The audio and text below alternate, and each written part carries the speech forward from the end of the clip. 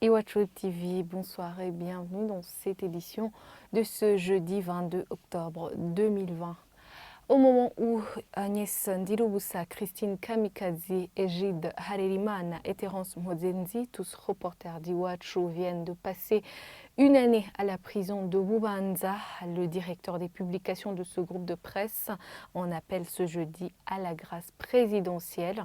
Ces journalistes sont condamnés pour tentative impossible à la complicité d'atteinte à la sûreté intérieure de l'État. Le groupe de presse Iwachu dénonce cette condamnation. Audrey Mariette Legomier et Fabrice Zorabonaï. Jeudi 22 octobre, une date à marquer d'une pierre noire pour le groupe de presse Iwachu. Ces 4 journalistes viennent de passer une année à la prison de Bubanza.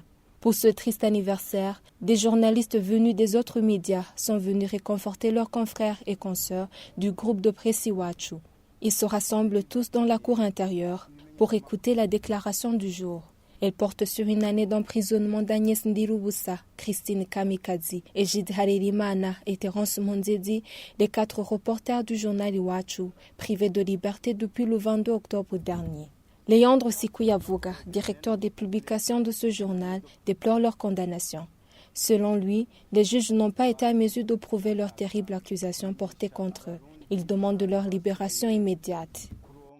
Le 22 octobre 2019, Agnès Ndirubusa, Christine Kamikaze, Terence Mozenzi et Egide Harerimana se sont rendus à Bubanza où des troubles avaient été signalés. Arrivés sur les lieux, ils ont été arrêtés avant même d'avoir commencé leur reportage. Ils ont été maltraités, jetés dans un cachot. Christine Kamikaze a été giflée. Quelques jours après, ils ont été accusés de complicité d'atteinte à la sûreté intérieure de l'État. Nous dénonçons cette condamnation injuste et demandons leur libération immédiate. Si la justice n'est pas à même de les libérer, car ils ne sont pas coupables d'aucun délit, nous demandons au président de la République d'user de la grâce présidentielle pour que nos collègues retrouvent leur liberté confisquée. Le directeur des publications fait savoir que le Burundi a besoin d'une presse libre et professionnelle pour asseoir la démocratie et la réconciliation. Reconnu coupable pour tentative impossible à la complicité d'atteinte à la sûreté intérieure de l'État, le tribunal de grande instance de Bubanza a condamné ces 4 journalistes à une peine de 2 ans et demi et une amende d'1 million de francs burundais chacun. Même la cour d'appel de Nahangwa est revenue sur cette peine.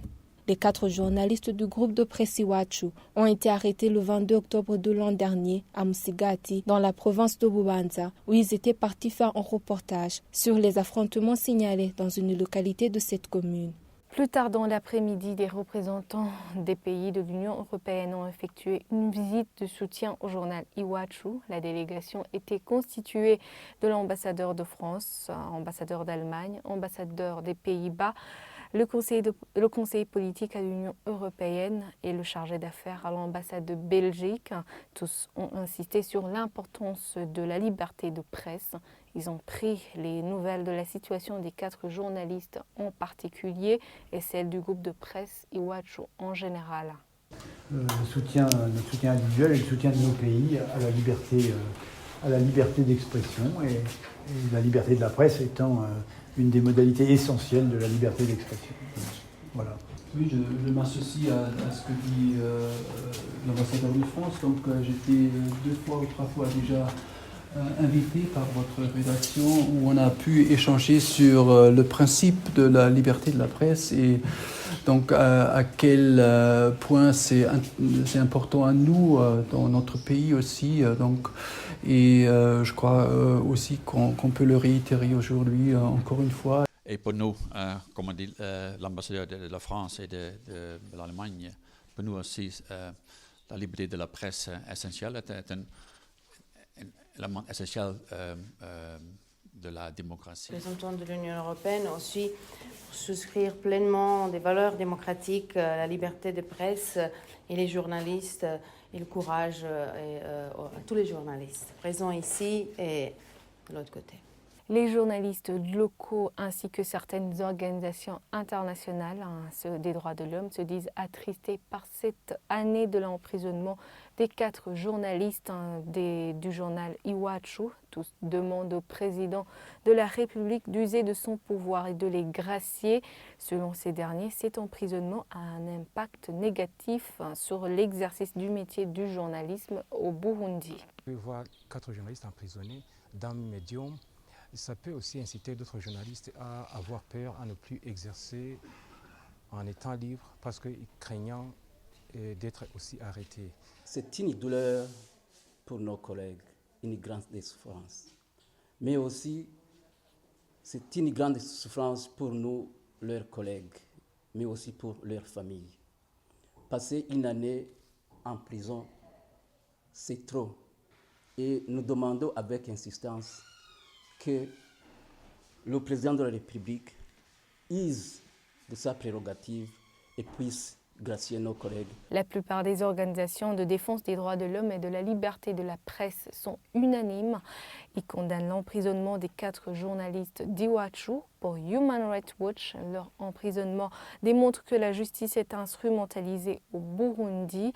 Lewis Mudge, directeur de ce bureau en Afrique centrale, demande la liberté de ces journalistes ainsi que les autres personnes emprisonnées pour avoir exercé leurs droits fondamentaux. L'arrestation et la condamnation de les 4 journalistes du Iwachu à l'issue d'un procès entaché d'irrégularité est pour nous un exemple clair de manipulation du système judiciaire dans le but d'étouffer la liberté d'expression. En si triste anniversaire, nous souhaitons célébrer leur bravoure, mais nos pensées sont aussi avec les journalistes, leurs proches et leurs collègues qui paient le prix fort pour leur travail sans relâche. Le message que leur emprisonnement envoie aux journalistes encore au pays est clair.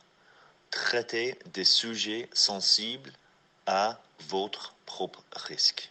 Nous souhaitons que la nouvelle administration du président Ndayishimiye, qui ne cesse de répéter que la situation dans le pays est stable et au respect des droits humains, mette fin à toute ingérence politique dans le système judiciaire. Un premier pas urgent sera donc la libération immédiate et inconditionnelle de toutes les autres personnes emprisonnées pour avoir exercé leurs droits fondamentaux, y compris les 4 journalistes de Iwachu et les défenseurs des droits de l'homme. C'est ici que nous mettons point final à cette édition. Merci de nous avoir suivis. À demain.